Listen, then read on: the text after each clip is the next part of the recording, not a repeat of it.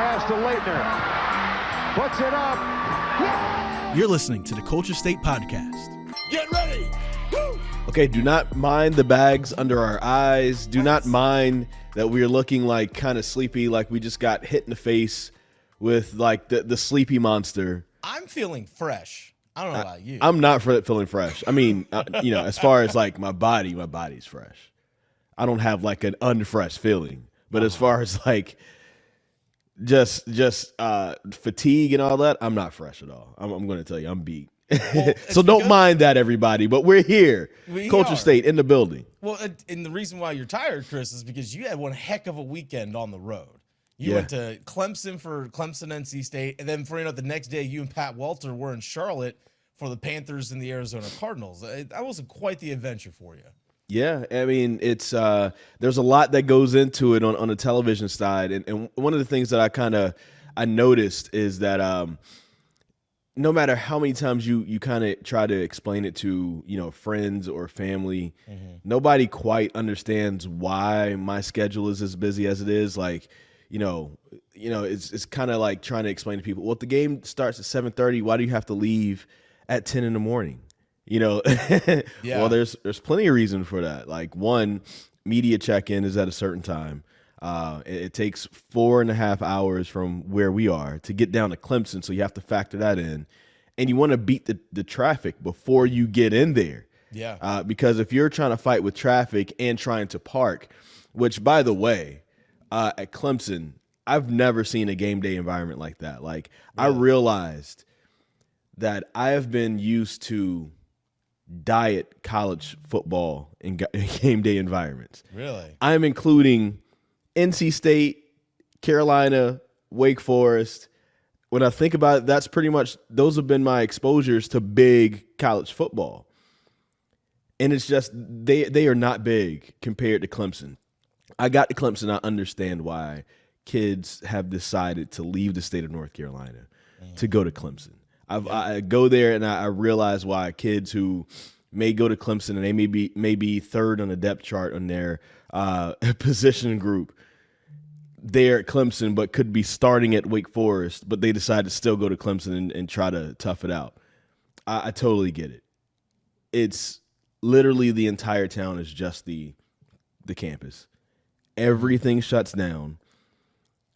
Everything is about the game. Yeah. Right? Like every establishment, every hotel, everything is literally just there to celebrate that game. If you're inside the stadium or not inside of the stadium, it's all about that. And the players are celebrities. That entrance is dramatic. And if you watch that entrance on television on Saturday, I don't know how it came off on television, but man, that was so dramatic in real life. I was just like, man, like, if they had recruits there, I'm committing that day. Yeah. I'm going to Clemson. Have them stand there at the bottom of the hill. Like, you want to run down this? Like, that could be you. Yeah. That could be a thing. And I think that's something, you bring something up, is that the town of Clemson is built around the university, basically. And I find this is what makes not only just North Carolina, but even specifically the Triangle so unique when it comes to these environments, is because Clemson doesn't have a large competing school within 20 miles like State, Clemson, and Duke have. They just don't. Yeah, there's University of South Carolina and Columbia, which is hours away. Right. So you're not competing against that. Plus, with this area, the Triangle, the larger Triangle area as a whole, and I'll even throw in Greensboro in there too, like the Triad as a whole with Wake Forest. There are just so many other things to do that are just competing with people's time and attention. That's just the simple truth of it, is because it's a really, really nice day on a Saturday in Raleigh. There's just a lot of different stuff going on. Like, for example, this past weekend, there was the Bluegrass Festival going on in downtown Raleigh. Like, you have that going on at the same time, music festivals, outside events, whatever it is. I mean, they'll block off parts of downtown on Fayetteville Street for different events that are taking place at the same time that NC State is also playing football. So there's so many different things that are competing with people's attention. So that's what makes this area so unique. And also as well, if you imagine if you had a combined fan base, if there's just one school in the Triangle, you had a combined fan base of all three schools into one, you're looking at a very, very different atmosphere. Heck, even look at the fact that East Carolina is only 75 minutes away from NC State. There's a bit of competition for that fan base too, because people that may have grew up out in Zebulon, not far from ECU, but also not far from NC State, they might be split in terms of their fandom. So there's competition all around here, whereas down in Clemson, there isn't.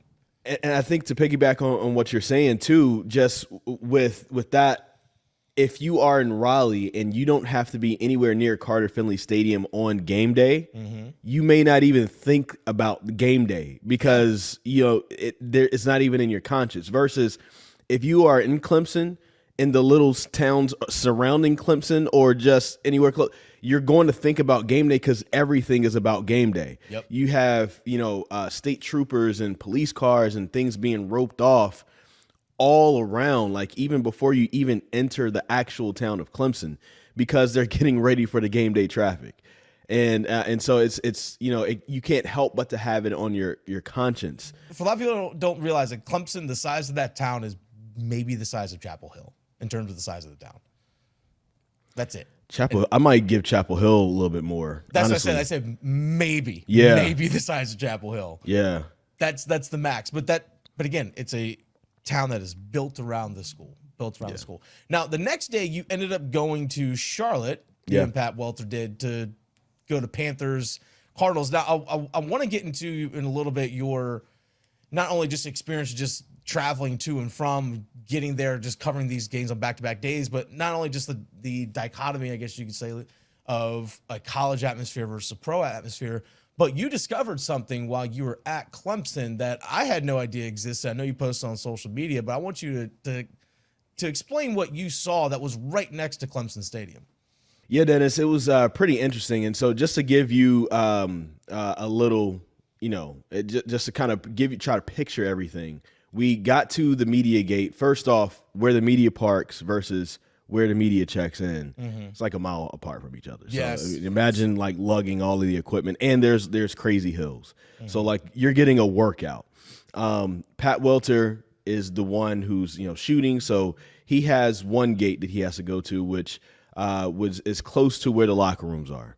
He gets his stuff in. We're waiting to get checked in. He gets his credentials. Boom. I have to walk from there maybe almost halfway across to the other side of the stadium. And it's the back end of the stadium. If you're looking on television, and where they normally show the football action, behind where the camera is at is where is the area I'm talking about. So you can't see it, but just imagine that area behind the stadium. It's a wooded area. You wouldn't even really think about or notice anything.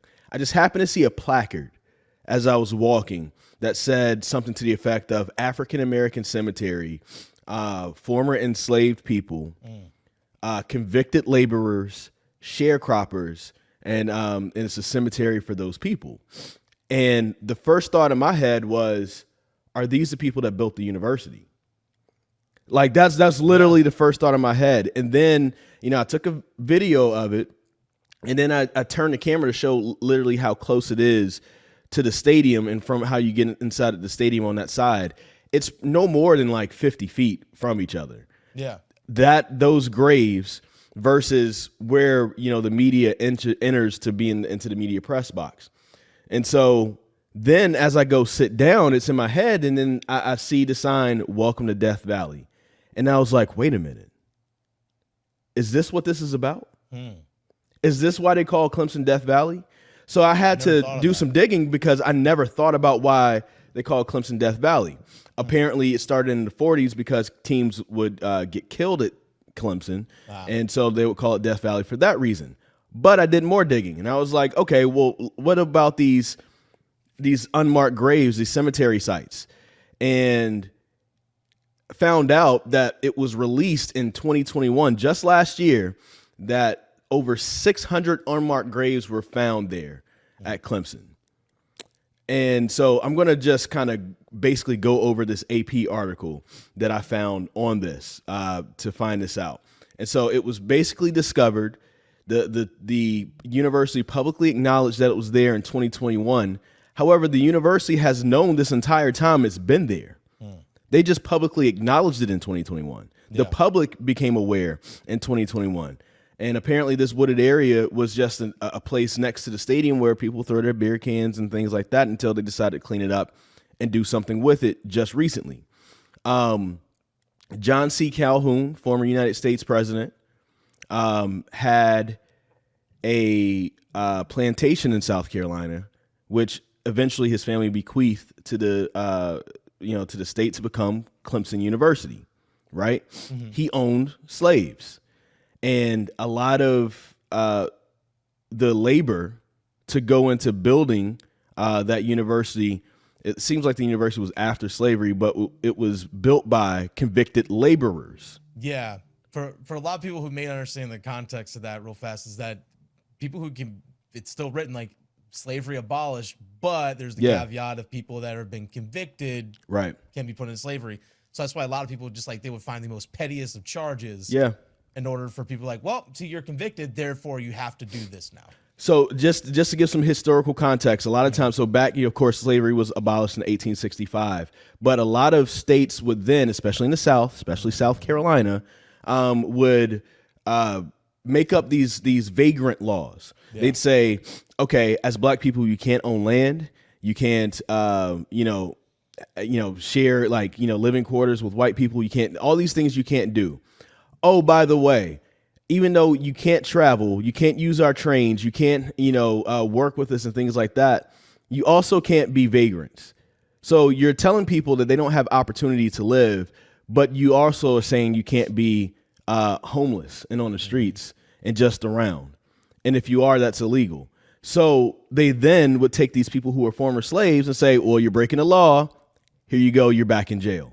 Yeah. And that was the reality for a lot of African Americans in really tough racist places. And, some places weren't as racist. Some places were a lot more racist. South Carolina has always had that history, right? So anyway. The Confederate flag was in their state capital. It was in their state capital. That was a huge talking point for a long time. It looks like in this article in 1946, there was talk of having and honoring those people with a permanent marker in 1946, but nothing was ever done about it. And then 2003, there was another planning document that, was saying like, hey, we should do something with this. Still wasn't done. And then as of January 2021, that's when it was like, all right, we've got to talk about this. We got to put this out there. Yeah. And it was some students that actually pushed the initiative on this too. Students pushed that. And it's very interesting how I think people who don't believe racism still exists, this is a good case to look at and see how reverent are we to people who have died in their grave sites, right? Like you can't touch grave sites. That's something we hold near and dear to our hearts. Yeah. But when it comes down to former enslaved people or people who were convicted laborers with the air quotes, they're treated like trash. Yeah. It's just like whatever. That was a place where people threw their beer cans, and all of a sudden, and this university is known since the 40s, since before then, but they started making plans in the 40s, we should probably do something about this. But never did anything about it. And there's also a question to whether the actual stadium where these players are playing right now, catching touchdowns, tackling people, if that is a burial site. Yeah. That could be a burial site. Oh yeah. There's definitely reason to believe. We'll never know because obviously it's been constructed over, but the proximity tells you it's like why wouldn't that be? Yeah, somebody's bones, somebody's remains are under there, and so or they got dug up and just didn't even know it. Yeah, and this isn't to put Clemson down, because Clemson isn't the only school with this type of story, right? No. This is the story for Clemson, but if you go back and look at the history of every major university, there is something there that is going to be uncomfortable when it comes down to race. If you dig into the history of UNC Chapel Hill, slaves built that university. If you look into the history of Duke University and the relationship that black folks and former enslaved people had with William Duke, You know, he had a personal slave, but also William Duke was willing to hire former enslaved people at his tobacco factory in Durham. Yeah. Which also helped to stoke racial tensions, which led to the whole burning of the Black Wall Street area in 1902 in Durham, because a lot of the black folks were getting jobs over white people because they had those skills. And that's who was chosen to get that. If you go back to the history of Georgetown University, the first, I'm getting the number of years wrong, but the first 15 or 20 years or something like that, I have to go back and read it. Read this in the book. Tuition was free at Georgetown. Really? Do you know why? Why?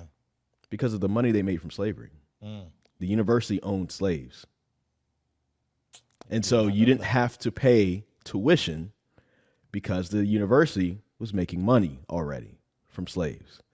So this is one of those things where, like, it's not just Clemson. Yeah. There's a history at many universities of things like this. And if you just go back and dig, it's there. And this is what we've done in the United States of America. We've literally buried our history and we made it seem like it doesn't matter. We want to start over with a clean slate. That's cool and all, but you have to acknowledge that these people could be related to me.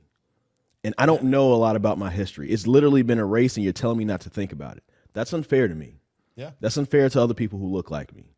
If you can trace your history back to across the water, or to at least know who came here or whatever, to give your family a new life in this new land, I have a hard time doing that. I know that it starts at slavery. I don't know those people's names because they weren't treated with the same reverence. So yeah. I will say this as we wrap up this segment. I saw that you posted that on Saturday.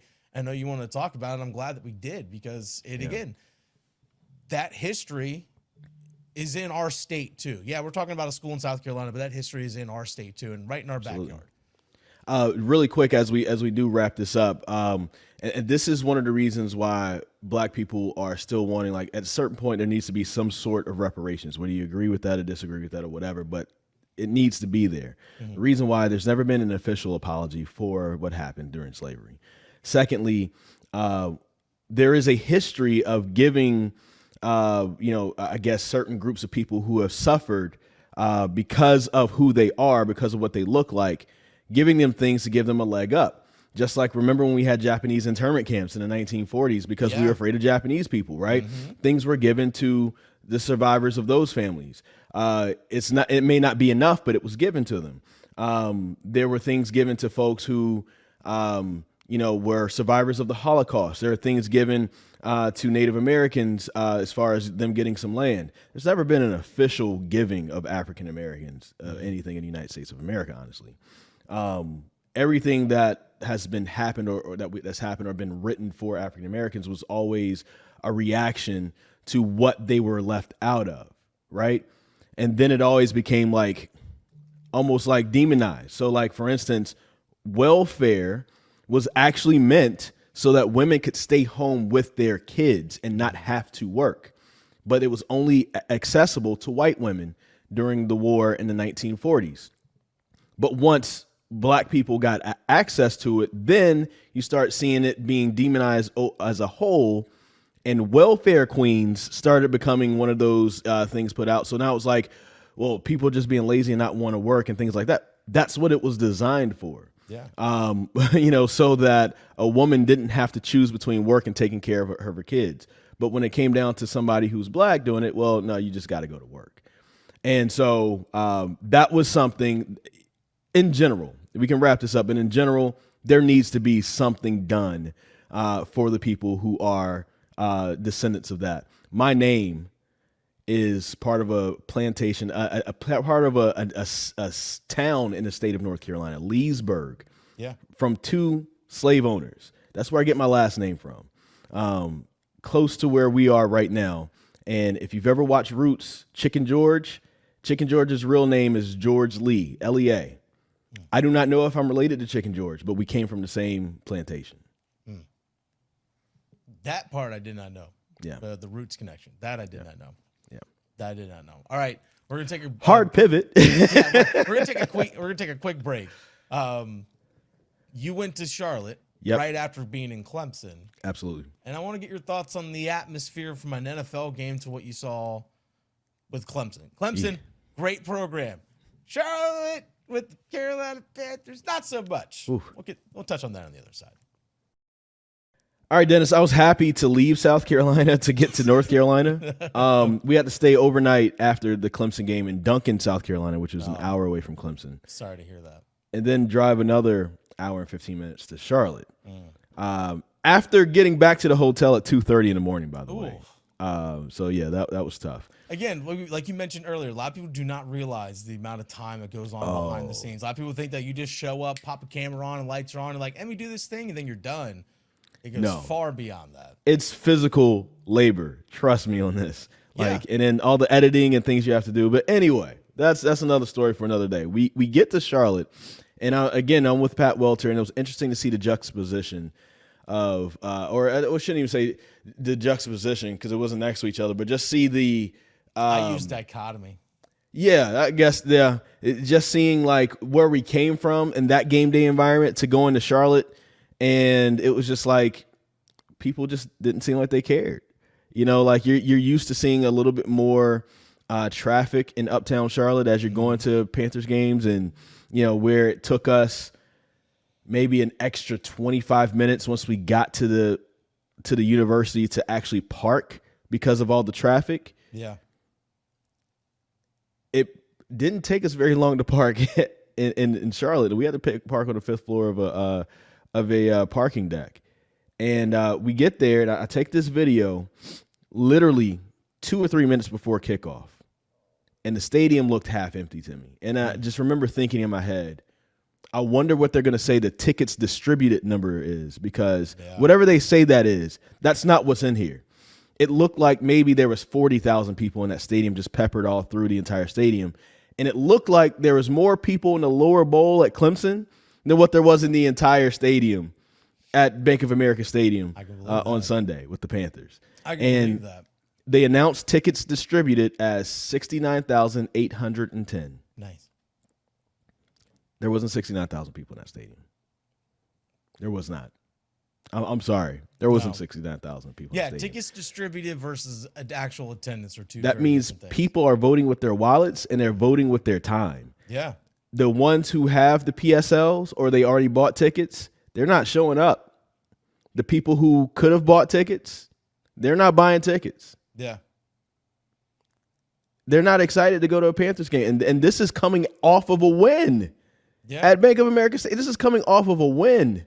I also wonder Hurricane Ian had came through, and it was a tropical storm and all that stuff by the point it actually got through North Carolina. But a lot of these tickets are people that attend games buy tickets through the secondary market, because a lot of NFL stadiums, every single seat is not only a PSL, but the tickets are bought and people will resell them through secondary market. That's how a lot of people get tickets, or through a secondary market, such as StubHub, for example, or Vivid Seats.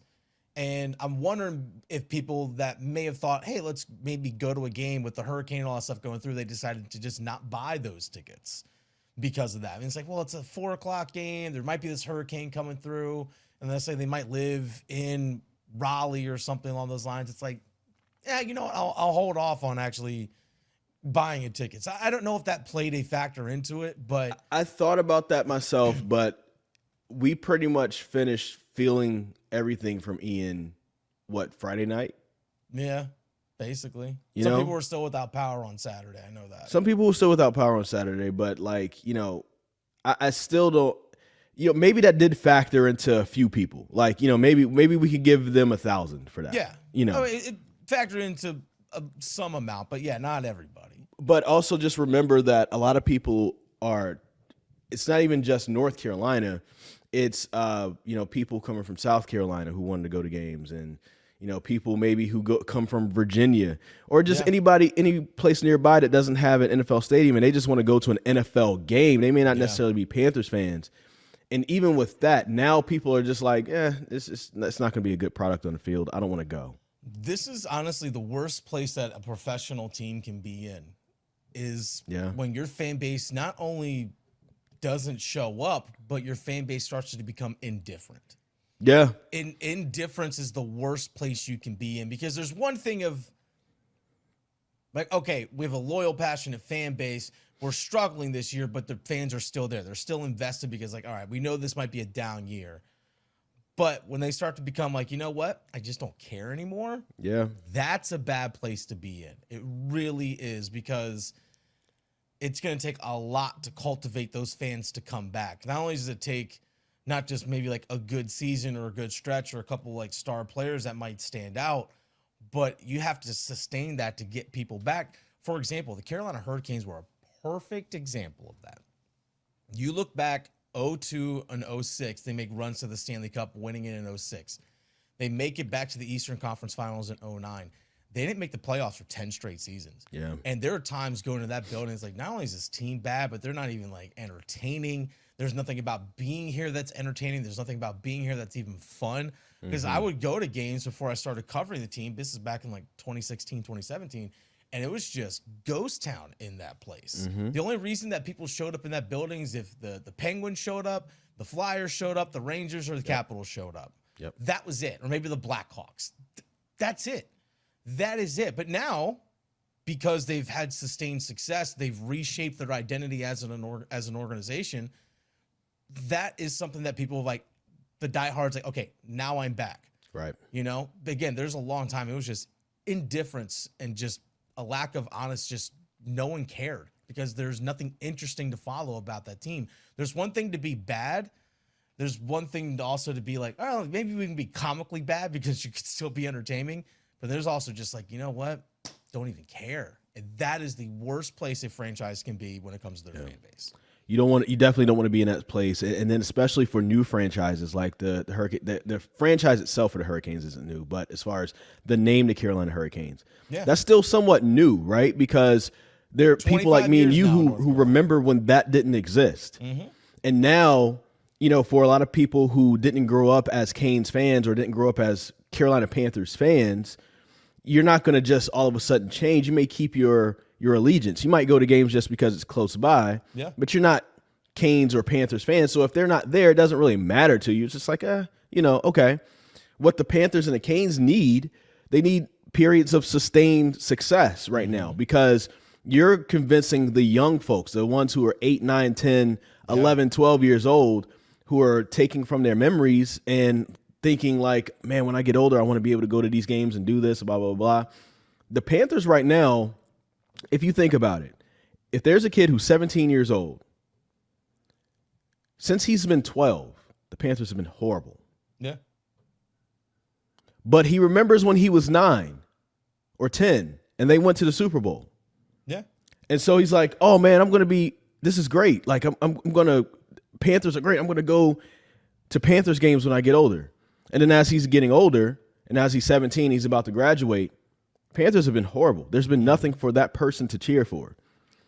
So when they do start making their own money, are they going to choose to spend their money with the Panthers? Yeah. Because now, like, almost half of their childhood now is the Panthers being bad. Yeah. And those memories will stick around. And David Tepper really has some soul searching to do right now with his decision to hire Matt Rule. You know? Yeah. It's very interesting.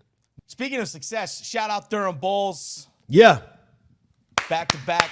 Talk about long-term sustained success. AAA champs. Back-to-back AAA champions. Shout outs to the Bulls. That's right. Whooping everybody's butt up in Vegas. I'm Chris Lee. That is Dennis Jamel Cox. We are Culture State. Make sure you follow us at Chris Lee TV, at The Fan Rookie, at Culture State Pod, and we'll respond to you. And also make sure you listen to us on Saturday mornings. Tell them about that, Dennis. 10 to noon on 99.9 The Fan. You can listen to us on WRLSportsFan.com. Stream us through WRL Sports Fan app, or watch us through those platforms. You can watch us on WRL Sports Plus. Also subscribe to 99.9 The Fan's YouTube page, or the YouTube channel. Chris and Lee and I have a nice Culture State page. It's just us. Chris and Lee and I. That made it sound like there's 3 people. Exactly. The Culture State Podcast, part of the Capital Broadcasting Podcast Network, with new shows coming out every Wednesday. Download and subscribe from wherever you get your podcasts, including the WREL Sports Fan app.